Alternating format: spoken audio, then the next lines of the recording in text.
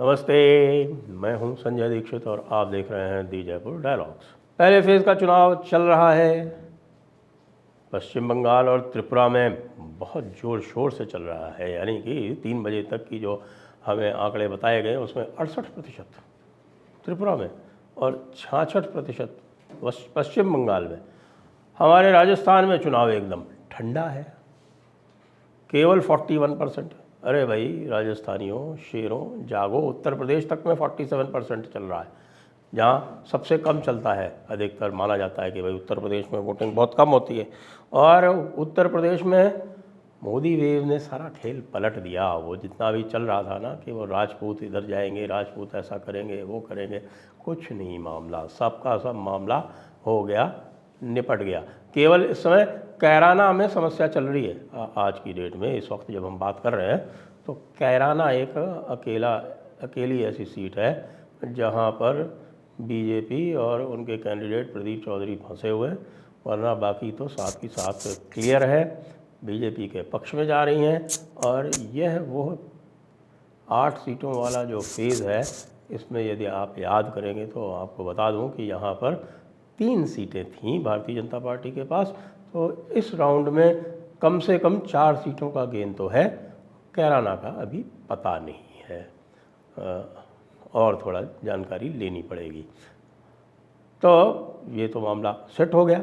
लेकिन जो विपक्षियों का हाल है, विशेषकर से कांग्रेस पार्टी का, वो तो गजब ही है। लगातार कल जो है कांग्रेस पार्टी फेक न्यूज़ सर्वे चलाती रही, यानी और तो साफ देखिए, इतना भी है, एक्चुअली थोड़ी बुद्धि भी होनी चाहिए ना। एक्सिस माई इंडिया का चला दिया उन्होंने एक फेक ओपिनियन पोल। अब एक्सिस माई इंडिया, उनके जो प्रदीप गुप्ता जी है, वो ट्वीट करके कह रहे हैं कि भाई हम तो कभी चलाते ही नहीं, हमने तो कभी ओपिनियन पोल किया ही नहीं, हम तो केवल एग्जिट पोल करते हैं। अब जो लोग भी ओपिनियन पोल और एग्जिट पोल फॉलो करते हैं, उनको पता है कि हाँ भाई प्रदीप गुप्ता जी की जो माई एक्सिस इंडिया है वो कभी भी चलाती नहीं है, ओपिनियन पोल, एग्जिट पोल ही चलाती है।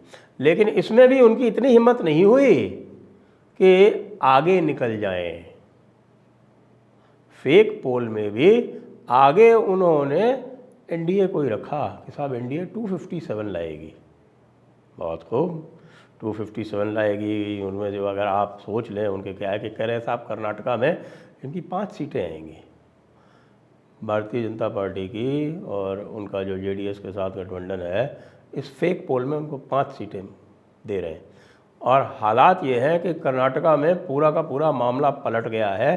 कल जो हत्या हुई है नेहा की हुबली में, और ख़ास तौर से जो उनके पिताजी जो हैं कांग्रेसी हैं, वो कांग्रेसी जो हैं वो खुल के नाम नहीं ले पा रहे हैं समुदाय विशेष का।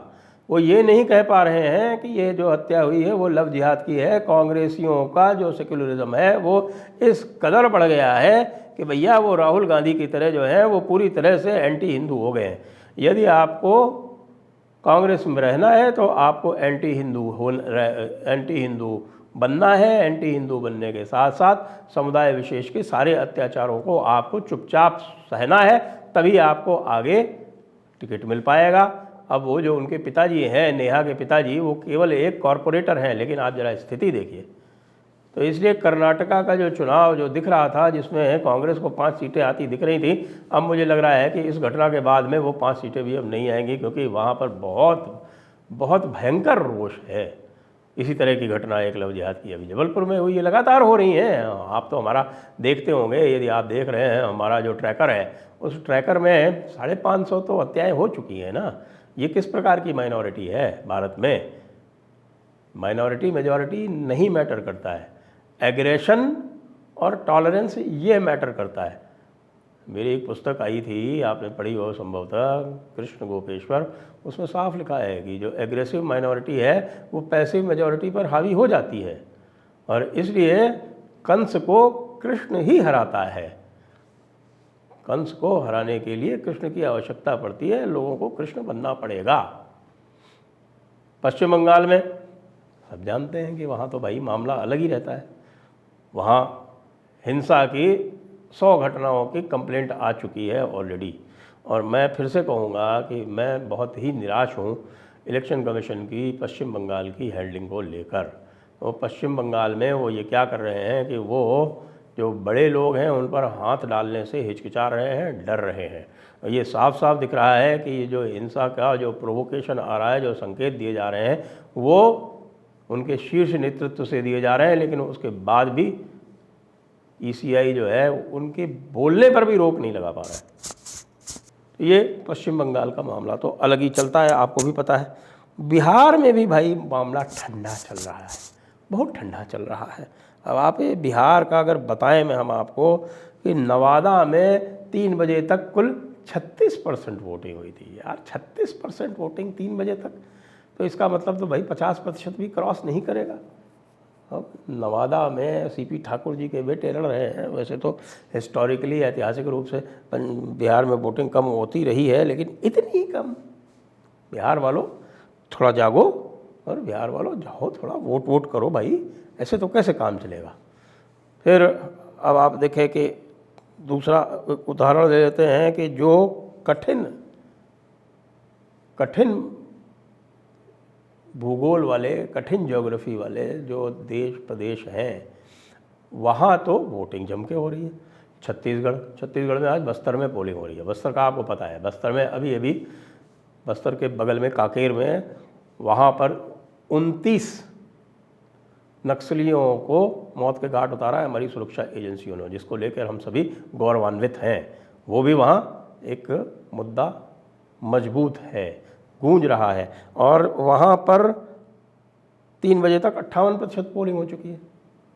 राजस्थान वालों, बिहार वालों, तुम्हारे यहाँ तो ऐसी कोई भौगोलिक समस्याएं भी नहीं है, तुम क्यों नहीं निकल रहे हो भाई वोट देने?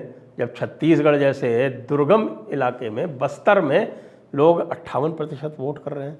वैसे छत्तीसगढ़ के बस्तर में 58% वोट होना, मैं अभी चेक करूंगा आंकड़े, आपको शाम तक बताऊंगा, लेकिन मुझे लगता है कि ये इतिहास की एक घटना होने वाली है यदि यहाँ पर 75% वोट क्रॉस कर गया तो। जम्मू कश्मीर में भी 57% है, अच्छा खासा है जम्मू कश्मीर में। इस बार आज जो वोट हो रहा है वो उधमपुर में हो रहा है, जम्मू क्षेत्र में हो रहा है, लेकिन इस क्षेत्र में सबसे ज़्यादा दुर्गम पहाड़ी इलाके हैं, क्योंकि इस क्षेत्र में ही डोडा किश्तवाड़ वाला जो इलाका है पूरा, जो आपका उधमपुर, रियासी वगैरह के ये सब सारे के सारे जो चिनाब के आसपास के जो पहाड़ी इलाके हैं, रामबन वगैरह, ये सब चिनाब वैली पूरा इसके अंदर आ रहा है। तो यहाँ भी भौगोलिक परिस्थितियाँ दुर्गम होने के उपरांत भी इस प्रकार का है। मध्य प्रदेश में 53%, ये भी ठीक चल रहा है, 3 बजे तक का है ये आंकड़ा।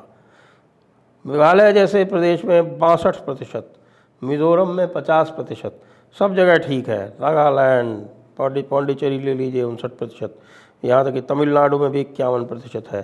त्रिपुरा 68 बता चुका हूँ मैं आपको। उत्तराखंड में भी 45% चल रहा है। तो भाई राजस्थान वालों, बिहार वालों, तुम लोग तो जागो। 41% और 39% का लेके तुम क्या मुंह दिखाओगे पूरे देश में? जहाँ तक और अगर विशेष इलाकों की बात कर लें तो रामपुर का बड़ा रोचक आंकड़ा है। रामपुर का आंकड़ा मैं आपको बताऊं तो रामपुर में भी 42% वोट हुआ है, 42.77%। और उसमें भी जो रामपुर का जो सेगमेंट है ना, रामपुर विधानसभा सेगमेंट जो है, उसमें 34% वोट ही हुआ है। पिछली बार जब भारतीय जनता पार्टी वहाँ से जीती थी तो वहाँ भी सबसे कम 32% हुआ था। इस बार 34 हो चुका है, 3 बजे तक 40 तक पहुँच जाएगा। लेकिन इंडिकेशन सारे वही हैं कि भारतीय जनता पार्टी वहाँ जीत रही है। पठान और तुर्क आपस में लड़ रहे हैं, बहुत अच्छी बात है। और भारतीय जनता पार्टी रामपुर और मुरादाबाद जो गढ़ हैं समाजवादी पार्टी के, दोनों में अपना परचम लहराने जा रही है। तो आप लोगों से भी सबसे अनुरोध है कि भाई जिन्होंने अभी तक वोटिंग ना की हो वो जाएं, वो अपना वोट डालें। और ये जो फेक न्यूज़ नैरेटिव चला रहे हैं उनसे भी बच के रहें। कांग्रेस जो है केवल एक ही फेक नैरेटिव नहीं चलाया उसने जो है वो एबीपी का भी जो ओपिनियन पोल था उसको भी फेक करके चालू लगा दिया। तरह तरह के वो अपने शगुफे छोड़ रहे हैं। उन्होंने आरएसएस का एक फेक पोल चला दिया था। आरएसएस का फेक पोल कैसा चला दिया सोचिए आप। आरएसएस के फेक पोल में उन्होंने कहा कि आरएसएस कह रही है कि 150 सीटें आ रही हैं, और ये बात हमारे राहुल बाबा ने भी दोहरा दी। राहुल बाबा को तो आप जानते हैं, महान व्यक्ति हैं। तो राहुल बाबा ने ये बात दोहरा दी कि भाई इनकी तो 150 सीटें आ रही हैं। सही बात तो ये है कि जो इनकी गाली वाली मैडम और उनका जो पूरा जो सेल है और जयराम रमेश वगैरह ये जो फेक न्यूज़ प्रोड्यूस करते हैं, उस पर पूरी आस्था आ जाती है हमारे राजकुमार की। राहुल गांधी इन सब बातों को सच मान के चलते हैं। जो फेक न्यूज़ उनका ही मीडिया बना के चलाता है, वो उसको राहुल गांधी को फीड करता है और राहुल गांधी उसको सच मान लेते हैं। तो फर्स्ट फेज़ में एडवांटेज बीजेपी। तमिलनाडु का अभी पूरे समाचार आने हैं। हालांकि ये अब पता चल गया है कि कोयम्बटूर में अन्नामलाई निश्चित रूप से जीत रहे हैं, लेकिन सबसे अधिक सीटें इस फर्स्ट फेज़ में तमिलनाडु में ही जा रही हैं, यानी 39 सीटें, और पुडुचेरी की 1 सीट, 40 सीटें जो है उस क्षेत्र में जा रही हैं। तो उन 40 क्षेत्रों का हम आपको विस्तृत विवरण जो है आज रात के 10 बजे देंगे, और पूरे फर्स्ट फेज़ की 102 सीटें जो आज चुनाव में गई हैं उन सब का विस्तृत विश्लेषण आज हम करेंगे। वो रात के 10 बजे आप जयपुर डायलॉग्स पर आना मत भूलिएगा। जय हिंद, जय भारत, वंदे मातरम।